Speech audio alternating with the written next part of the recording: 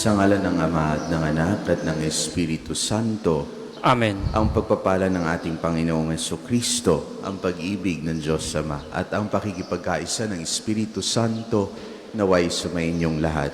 At sumainyo rin. Mga kapatid, aminin natin ang ating mga kasalanan upang tayo maging marapat na gumanap sa banal na pagdiriwang. Inaamin ko Sa makapangyarihang Diyos at sa inyo mga kapatid, na lubha akong nagkasala sa isip, sa salita at sa gawa at sa aking pagkukulang.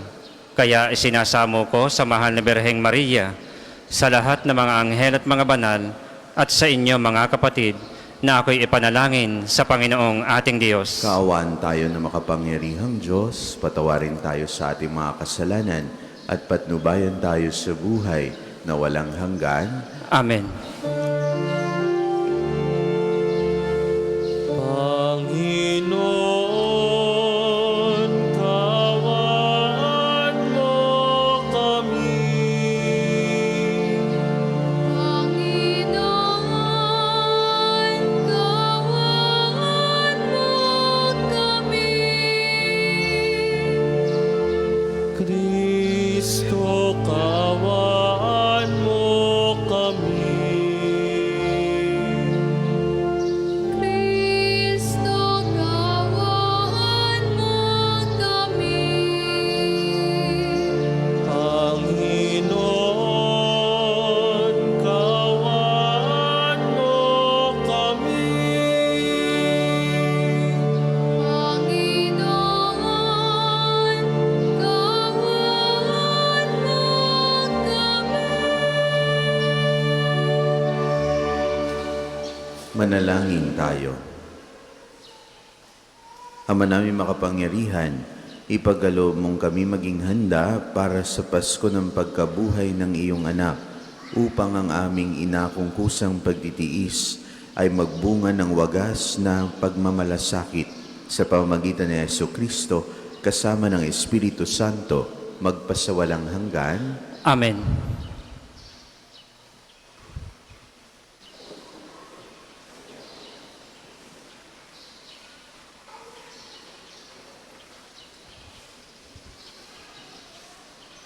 Pagbasa mula sa aklat ni Propeta Ezekiel. Sinasabi ng Panginoon, kung ang isang taong masama ay tumalikod sa kanyang kasamaan, sumunod sa aking mga tuntunin at gumawa ng mabuti, siya ay mabubuhay. Kakalimutan na ang lahat ng nagawa niyang kasalanan at mabubuhay siya dahil sa kabutihang ginawa niya sa bandang huli. Hindi ko ikinasisiya ang kamatayan ng masama, sabi pa ng Panginoon. Ang ibig ko nga, siya'y magsisi at magbagong buhay. Ngunit kung ang isang taong matuwid ay magpakasama at gumawa ng mga kasuklam-suklam na gawain, hindi siya mabubuhay. Mamamatay siya dahil sa kanyang pagtataksil at sa kasalanang nagawa. Mawawalan ng kabuluhan ang lahat ng kabutihang ginawa niya noong una. Marahil isasabihin ninyong hindi tama itong ginagawa ko. Makinig kayo, mga Israelita. Matuwid ang aking tuntunin, ang pamantayan ninyo ang baluktot. Kapag ang isang taong matuwid ay nagpakasama, mamamatay siya dahil sa kasamaang ginawa niya. At ang masamang nagpakabuti at gumawa ng mga bagay na matuwid ay mabubuhay. Dahil sa pagtalikod sa nagawa niyang kasamaan noong una, mabubuhay siya, hindi mamamatay. Ang salita ng Diyos. Salamat sa Diyos. Salmong tugunan, hiling namin iyong limutin, tanang kasalanan namin. Hiling namin iyong limutin tanang kasalanan namin. Sa gitna ng paghihirap, tinawag ko'y Panginoon. Panginoon, ako'y dinggin, pagka ako'y tumataghoy. Digin mo ang pagtawag ko at paghingi ng iyong tulong. Hiling namin yung limutin, tanang kasalanan namin. Kung ikaw ay may talaan nitong aming kasalanan, lahat kami ay tatanggap ng hatol mong nakalaan. Ngunit yung pinatawad, kasalanan ay nilimot. Pinatawad mo nga kami upang sa'yo ay matakot. Hiling namin yung limutin, tanang kasalanan namin. Sabik akong naghihintay sa tulong mo, Panginoon, pagkat ako'y may tiwala sa pangakong mong pagtulong. Yaring aking pananabik, Panginoon, ay higit pa sa sirenong naghihintay ng pagsapit ng umaga. Hiling namin yung limutin, tanang kasalanan namin. Magtiwala ka, Israel, magtiwala sa iyong Diyos. Matatag at di kukupas ang pag-ibig niyang dulot. Lagi siyang naghahandang sa sinuman ay tumubos. Ililigtas ang Israel, yaong kanyang mga hirang. Ililigtas niya sila sa kanilang kasalanan. Hiling namin yung limutin, tanang kasalanan namin. Magsitayo po lahat.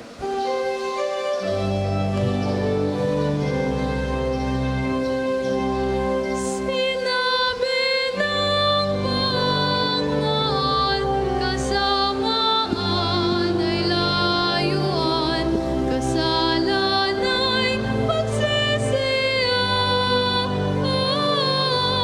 Kayo ay magbagong buhay, magbalik loob na tunay.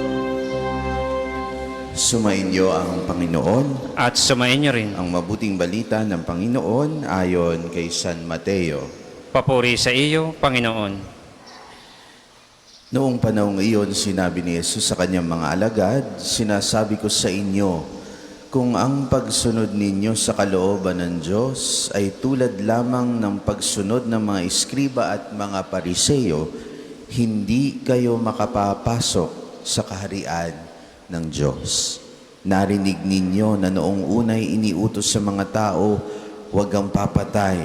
Ang sino mang makamatay ay mananagot sa hukuman. Ngunit ngayon sinasabi ko sa inyo, ang mapuot sa kanyang kapatid ay mananagot sa hukuman. Ang humamak sa kanyang kapatid ay mananagot sa Sanhedrin. At sino mang magsabi sa kanyang kapatid, ulol ka, ay mapapasa apoy ng impyerno. Kaya't kung naghahandog ka sa Diyos at maalaala mo na may sama ng loob sa iyo ang kapatid mo, iwan mo muna ang iyong handog sa harap ng dambana at makipagkasundo ka sa Kanya. Saka ka magbalik at maghandog sa Diyos. Kung may magsakda laban sa iyo sa hukuman, makipag-ayos ka sa kanya habang may panahon, bago kaniya iharap sa hukom. At kung hindi ibibigay kaniya sa hukom, na magbibigay naman sa iyo ng tanod, at ikaw ay mabibilanggo. Sinasabi ko sa inyo, hindi ka makakalabas doon hanggat hindi mo nababayaran ang kahuli-hulihang kusing.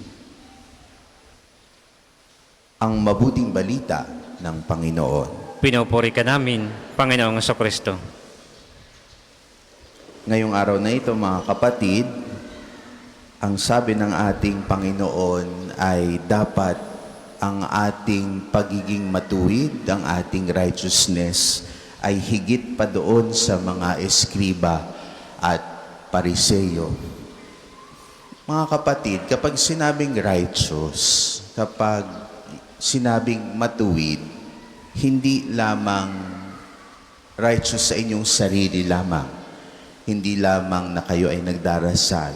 Hindi naman sa dahil mindful kayo na kunwari po ay Sunday na, magsisimba ako. O kaya kapag alas 6 na magdadasal ako ng Angelus o kaya ng Rosary sa gabi. Ang pagiging righteous, mga kapatid, ito po ay relational. Ibig sabihin, hindi nasusukat sa mga panuntunan lamang. Hindi lamang sa mga utos, hindi. Pero kung sa paano ninyo tinatrato ang inyong kapwa. Masasabi ninyo na kayo ay righteous kung tinatrato ninyo ang inyong kapwa ng may pagmamahal, ng may awa, na makatarungan, na pakikitungo sa kanila. Hindi pwedeng kayo ay righteous, tapos hindi mo naman iniimikan ang iyong kapwa, hindi mo naman pinapansin. Yun yung una, mga kapatid, sa ating ebanghelyo ngayon. Pangalawa, ang galit, anger, and resentment, pagkimkim ng galit, yan po ay hadlang sa pagtanggap ninyo ng grasya ng Panginoon. Di ba po, pag kayo galit, ano ang minumustra ng inyong mga kamay? Nakaganito. Kahit patago, nakaganito dahil kayo nagagalit. Kapag ganyan, sa tingin ninyo po ba makakatanggap kayo ng something? Hindi po. Kailangan nakabukas. Ibig sabihin, kailangan nyo po i-let go. Kung gusto po ninyo makatanggap ng awa ng Diyos, ng grasya ng Diyos, ng pagmamahal ng Diyos, napakagandang bumitaw muna tayo sa ating galit. Ang pakikipagbati, kasi yun po ang sinasabi sa ating ebanghelyo, pakikipag-ayos sa ating kapwa na ating nakaaway o inaway natin o tayo ang inaway, hindi po siya optional. Hindi po optional ang pakikipag-ayos. It is essential. Essential. Pangatlo, mga kapatid, ang pagbabagong buhay, lagi pong posible yan. At pinapaalala sa atin ito ng first reading. Kaya, mga kapatid, no one is beyond God's mercy. Kaya kung sa tingin ninyo, mayroong isang tao na sa tingin ninyo, wala nang pag-asa yan, tignan mo, pagkakasalbahe ng taong iyan. Mali po iyon. No? Ipagdasal nyo sa Diyos at sabihin nyo, si Lord ang bahala dyan. Baka maya-maya ay lumambot na ang puso niyan. If not in this life, maybe in the next. Kung hindi man sa buhay mo, baka naman kapag tayo nag-pass on from this life, siya'y buhay pa, baka doon pa. God's timing. Kaya mga kapatid, kapag meron tayong nakikitang ganon, tatandaan po, we have no right to pass judgment. Hindi pa dumadating ang ating Panginoon sa pangalawang pagkakataon. Nauna pa ka tayo na maging hukom kaysa sa Kanya. Kaya mga kapatid, ang change of heart, ang conversion, that is always possible. Kung gusto nyo nga po na maniwala ang tao sa inyo dahil kayo nagbabalik loob sa Diyos, edi dapat hindi rin tayo maging judgmental.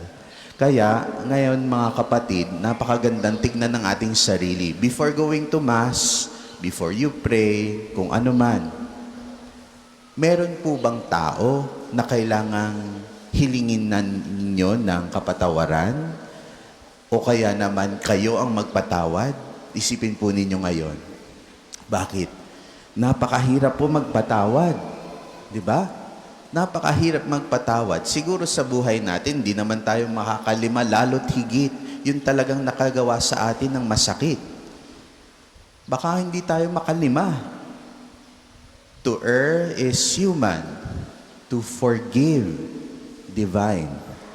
Kaya sa mga pagkakataon na kayo ay galit, kayo nagkikimkim ng galit, huminga kayo ng malalim, sabihin nyo sa Diyos, Lord, palambutin po ninyo ang aking puso. Sa lahat ng pagkakataon, huwag po kayong magtatago ng galit at yan makasisira sa inyo. Hindi pa kayo makakatanggap ng grasya ng Panginoon. At panghuli, tatandaan ninyo, ang katarungan ng Diyos ay hindi tungkol sa pagpaparusa lamang. Ito'y pagsasaayos. Ito'y restoration. Kaya kung gusto po natin maging matuwid o kaya maging righteous, mga kapatid, it's not about appearing to be holy. Yung makita tayo na tayo nagsisimba, nagro-rosaryo, nagdadasal. Hindi po. Ang altar, napakabanal po nito. Pero ang pagpapatawad ay banal. huwag niyo pong kakalimutan. Kaya kung gusto niyo pong malampasan ang righteousness ng mga eskrib at pariseyo, ibig sabihin nun, kayo'y mamuhay ng may pag-ibig, ng may awa, at pagpapatawad. Yun ang dapat na magde-define sa ating buhay.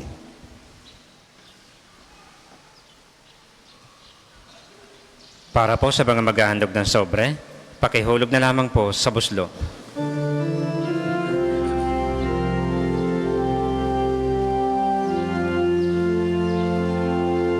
Sa'yo aming handog ang pinapayatalang na ito. Handog ng iyong bayang sumasamot, humihingi ng patawad mo.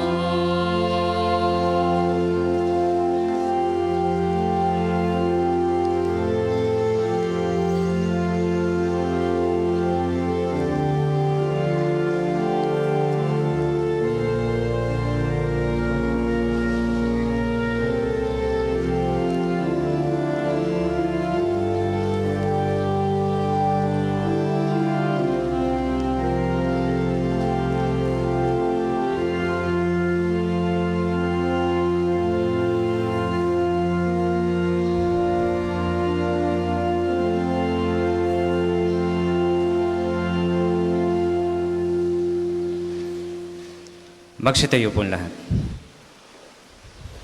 Manalangin kayo mga kapatid upang ang paghahain natin ay kalugdan ng Diyos sa makapangyarihan. Tanggapin nawa ng Panginoon itong paghahain sa iyong mga kamay, sa kapurihan niya at karangalan sa ating kapakinabangan at sa buong sambayanan niyang banal.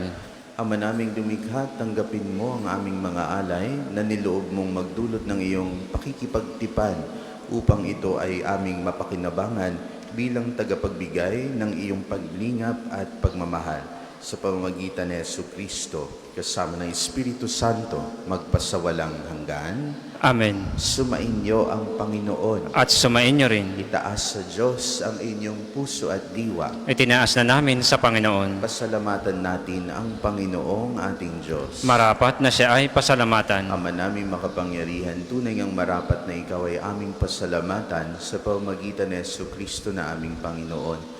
Sa aming kusang pagtitiis ng hirap, tinutulungan mong aming maitumpak ang kinamihas ng pagsalungat sa pananagutang iyong iniatas. Sa aming pagtulad sa anak mong mahal na nagpakasakit para sa tanan, ang pagsisikap namin iyong kinalulugdan at ang pagpapakabuti namin iyong ikinararangal. Kaya kaisa ng mga anghel na nagsisiawit ng papuri sa iyo, nang walang humpay sa kalangitan kami nagbubunyi sa iyong kadakilaan.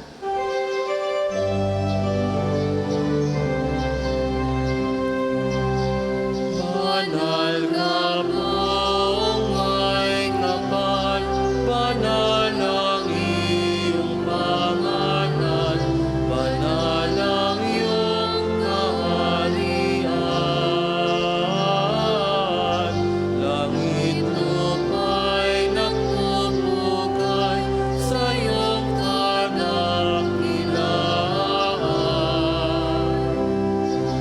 Dinarakilan ng lahat ang naparito mong anak na siyang nagmulat sa bulan. Sa pilay ay nagpalakad at nagdiramay sa lahat. Kung hindi po kayang lumuhod, ay manatili pong nakatayo ng may paggalang. Ama naming banal, ikaw ang bukal ng tanang kabananan. Kaya't sa pamagitan ng iyong Espiritu, gawin mong banal ang kaloob na ito upang para sa amin maging katawan at dugo ng aming Panginoong Jesucristo. Bago niya pinagtiis ang kusang loob na maging handog, hinawakan niya ang tinapay, pinasalamatan kaniya, pinaghati-hati niya iyon, iniabot sa kanyang mga alagad at sinabi, "Tanggapin ninyong lahat ito at kanin. Ito ang aking katawan na ihahandog para sa inyo."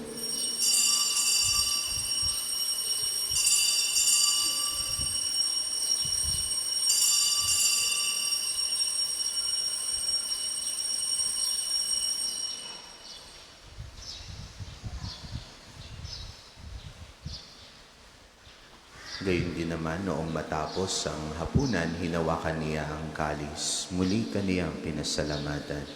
Iniabot niya ang kalis sa kanyang mga alagad at sinabi, "Tanggapin ninyong lahat ito at inumin. Ito ang kalis ng aking dugo, ng bago at walang hanggang tipan.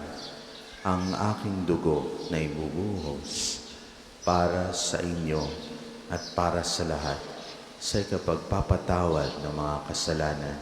Gawin ninyo ito sa pag-alala sa akin."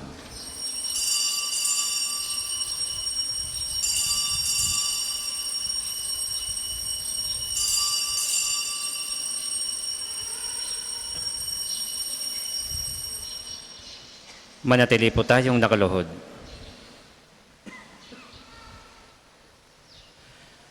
Ipagbuni natin ang misteryo ng pananampalataya. Si Kristo'y namatay, si Kristo ay nabuhay, si Kristo'y babalik sa wakas ng panahon. Ama, ginagawa namin ngayon ang pag-alala sa pagkamatay at muling pagkabuhay ng iyong anak. Kaya tiniaalay namin sa iyo ang tinapay na nagbibigay buhay at ang kalis na nagkakaloob ng kaligtasan. Kami nagpapasalamat dahil kami yung minarapat na tumayo sa harap mo para maglingkod sa iyo. Isinasamo namin kaming magsasalo-salo sa katawan at dugo ni Kristo ay mabuklod sa pagkakaisa sa pamamagitan ng Espiritu Santo. Amalingapin mo ang iyong simbahang laganap sa buong daigdig. Puspusin mo kami sa pag-ibig, kaisa ni Leon na aming Papa at ni Gilbert na aming Obispo at ng Tanang Kaparian. Alalahanin mo rin ang mga kapatid naming nahimlay nang may pag-asang sila'y muling mabubuhay, gayon din ang lahat ng mga pumanaw. Kaawaan mo sila at patuloyin sa iyong kaliwanagan. Kaawaan mo at pagindapatin kaming lahat na makasalo sa iyong buhay na walang wakas.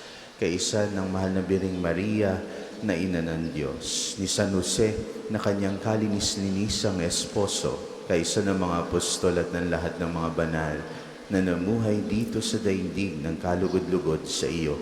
May pagdiwang nawa namin ang pagpupuri sa ikararangal mo sa pamamagitan ng iyong anak na aming Panginoong Hesukristo.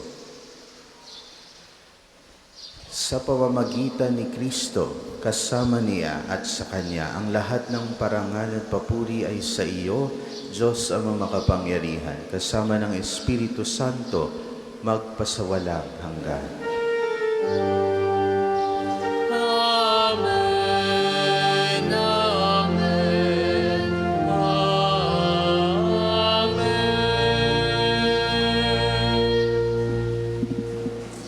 Sa tagubilin ng mga nakagagaling na utos at turo ni Jesus na Panginoon natin at Diyos, ipahayag natin ng lakas loob.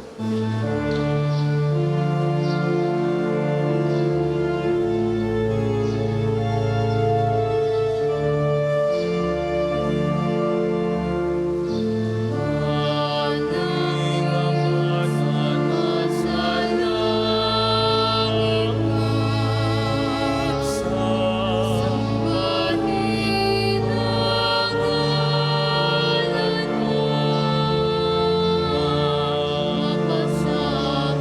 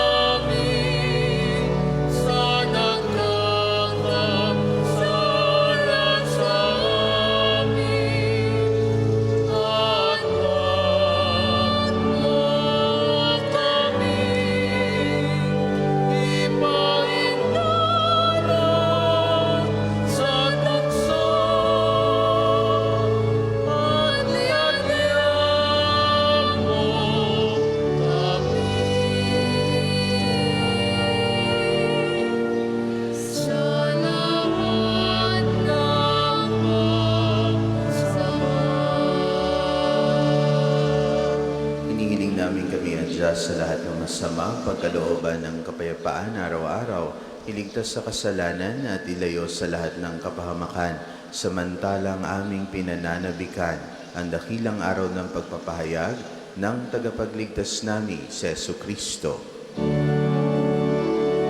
Sapagkat iyong kaharian at ang kapangyarihan at ang kapurihan magpakailanman. Amen. Panginoong Jesucristo, sinabi mo sa iyong mga apostol, kapayapaan ang iniiwan ko sa inyo, ang aking kapayapaan ang ibinibigay ko sa inyo.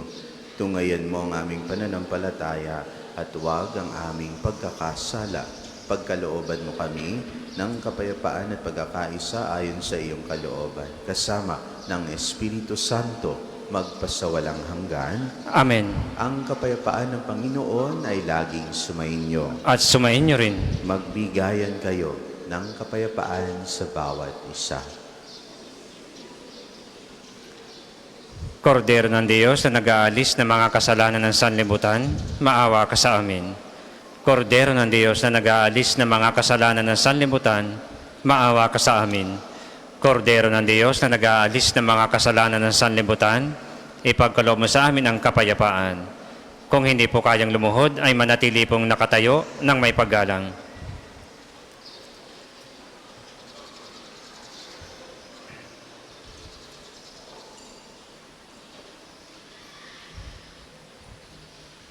Ito ang kordero ng Diyos. Ito ang nag-aalis ng mga kasalanan ng sanlibutan. Mapalad ang mga inaanyayahan sa kanyang piging. Panginoon, hindi ako karapat-dapat na magpatuloy sa iyo, ngunit sa isang salita mo lamang ay gagaling na ako.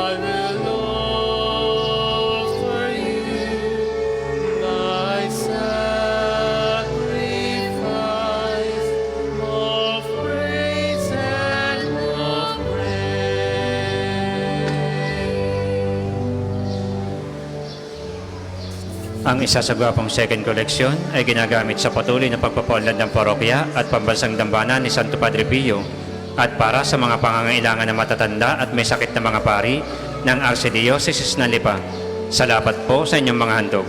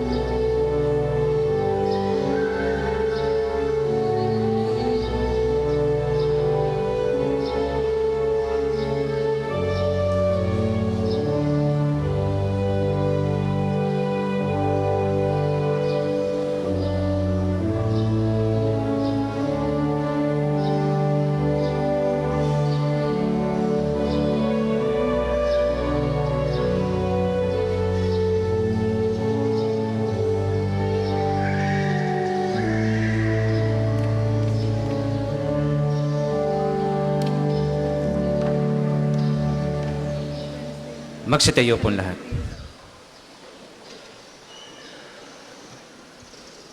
Manalangin tayo.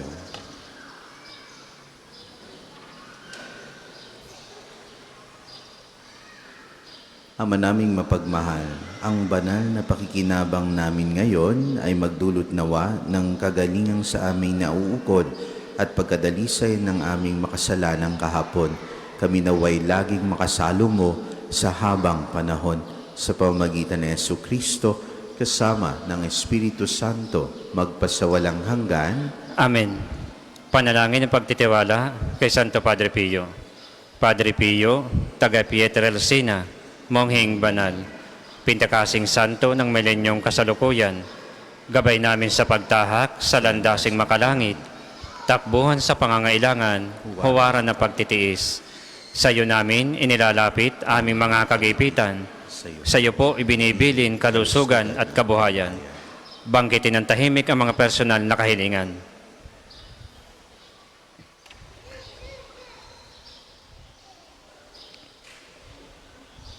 Di mang karapat-dapat, kami po ay pagbigyan. Bendisyonan at basbasan, maging ganap sa buhay. Lumayo nawa kami, umiwas sa kasalanan. Lumapit lagi sa Diyos, maging matatag at matibay. Sa mabuting balita ng pagliligtas, turuan mo kami nawa. Sa tuwin ay makinig, magnilay at sumampalataya. Amin pong pakiusap itong mga kahilingan. Puso ay nagsisisi, nagtitikang taimtiman. Di na muling magkasala, sunod lagi sa Diyos Amang, kaisa ng Espiritu at ni Jesus na tagapamagitan. Amen. Magsiupo muna po lahat para sa mga patalastas. Una, sa inyong pagdalaw sa pambansang dambana, mangyaring pakaingatan ang inyong mga personal na gamit. Hangad namin ang isang matiwasay at maayos na pagbisita sa National Shrine. Ikalawa, nais po naming ipagbigay alam sa inyo ng Padre Pio Healing Bundle ay available sa ating mga tindahan. Ang langis na kasama nito ay may halo ng langis na mula sa puno ng olibo na binasbasan ni Padre Pio nung siya'y nabubuhay pa. Naway maginda ng ating Healing Bundle sa pagkakamit ng kagalingan mula sa Diyos. Ikatlo, mga kapiyo, malugod namin kayong inaanyayahan sa isa sa gawang lakbay parokya sa darating na March 26, araw ng Huwebes. Tayo ay maglalakbay sa 7 simbahan sa Archdiocese of Lingayen Dagupan, lalawigan ng Pangasinan. Ito ay nagkakahalaga ng 3,500 piso. Para sa mga detalye at pagpapalista, makipag-ugnayan lamang sa ating opisina. Ang pagpapalista ay hanggang February 28 lamang. Halina't sama-sama tayong maglakbay habang nagdinilay sa daan ng krus ni Jesus. Ikaapat, bahagi ng ating mga pangkawaresmang gawain. Mayroon po tayong pagdarasal ng Istasyon ng Krus tuwing araw ng Biyernes sa 3:00 ng hapon. Ang mga aklat dasalan po ay available sa ating mga tindahan.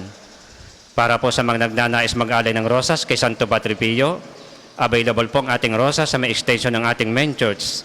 Ang puting rosas ay simbolo ng pasasalamat at ang pulang rosas naman ay simbolo ng ating mga kahilingan sa Diyos sa pamamagitan ng pananalangin kay Santo Padre Pio. Ang susunod pong banal na misa ay sa ganap na 12 ng tanghali. Maraming salamat po at mangyaring panitilihin natin ng kalinisan, katahimikan at diwa na pananalangin sa lubat labas ng ating mga simbahan. Magsitayo na po lahat para sa pagbabasbas ng religious articles. Mga kapatid, manalangin tayo sa Diyos sa makapangyarihan upang tayo maging kawangis ni Kristo sa taimtim na pagdalangin sa tulong ng mga larawan at dasalan. O Diyos, Ikaw ang bukal ng lahat ng pagpapala at biyaya, ibuhos mo ang iyong bendisyon sa mga gamit na ito sa pananalangin, mga rosaryo, imahen, dasalan na nagpapaalaala ng iyong kabutihan, kabanalan at pagmamahal sa amin, upang ang lahat na dumulog at magdasal gamit ang mga ito ay magtamo ng iyong awa at biyaya. Loobin mong tularan namin ang kabanalan at aral ni Kristo at ng mga santo magpasawalang hanggan. Amen. Ama namin, sumasalangit ka, sambahin ang ngalan mo, mapasa amin ang kaharian mo, sundin ang loob mo dito sa lupa para nang sa langit. Bigyan mo kami ngayon ng aming kakanin sa araw-araw at patawarin mo kami sa aming mga sala para nang pagpapatawad namin sa nagkakasala sa amin. At huwag mo kaming ipahintulot sa tukso at iadya mo kami sa lahat ng masama. Amen.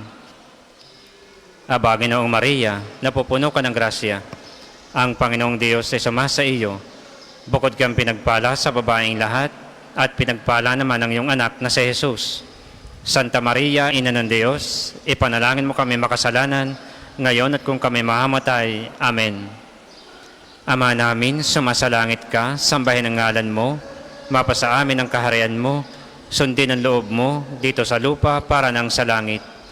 Bigyan mo kami ngayon ng aming kakanin sa araw-araw at patawarin mo kami sa aming mga sala para nang pagpapatawad namin sa nagkakasala sa amin.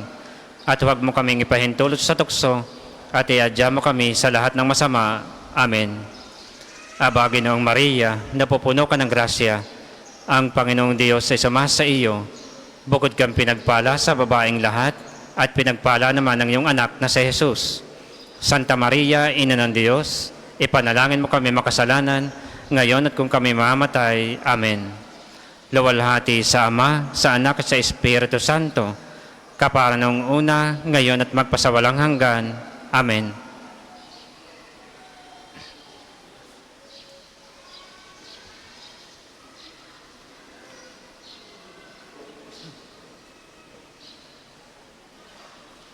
Sumainyo ang Panginoon At sumain niyo rin. at pagpalain kayo ng ating makapangyarihang Diyos, Ama, Anak at Espiritu Santo. Amen. Taglay ninyo sa inyong pag-alis ang kapayapaan ni Kristo. Salamat sa Diyos.